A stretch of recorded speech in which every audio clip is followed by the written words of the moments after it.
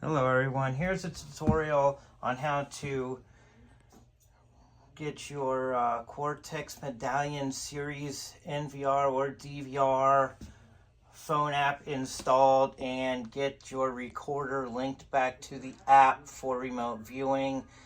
If you have got a new cell phone and you lost connection, you will need to delete the Cortex IQ app out of your phone completely.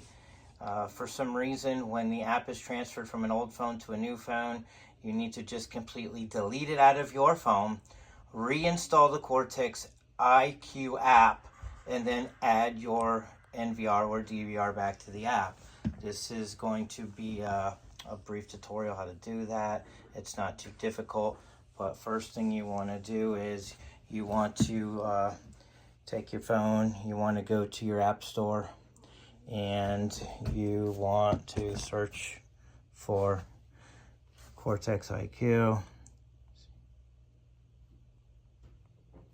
Cortex IQ, right there.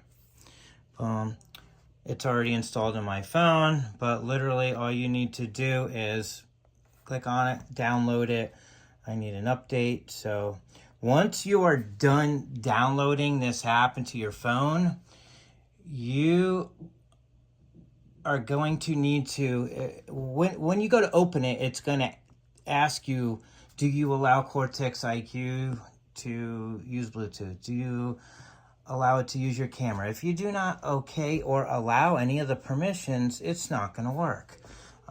So once you are done downloading it, it's going to relatively look like this, device list. It's going to bring you to the device manager page.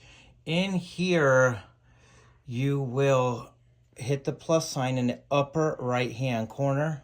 Boom. You're going to choose IPC NVR DVR, the first option.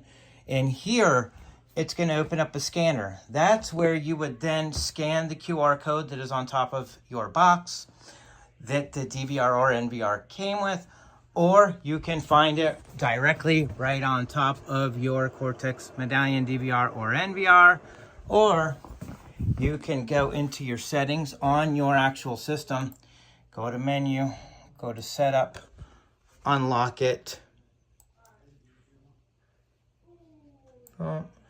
and then you can go into, this is what the menu looks like. Then you can go into system and click on information. And here is where your QR code would be, okay?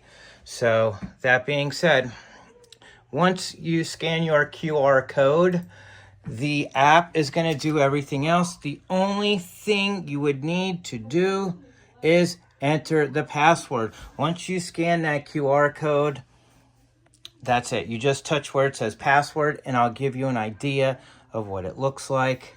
It's going to look like this. Okay, so it's going to look just like this. Once you scan the QR code, the IP address ID is going to be the serial number or ID of the recorder. The port is already in there.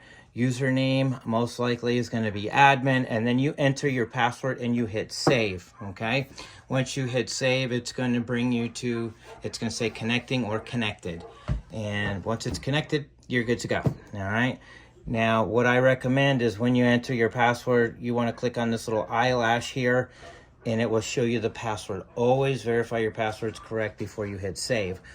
All right, so the most difficult thing here is to make sure you have your QR code, whether it be from the box, the top of the NVR, DVR, or within the settings in your recorder itself. All right, the app obviously automatically enters all that information when you scan the QR code.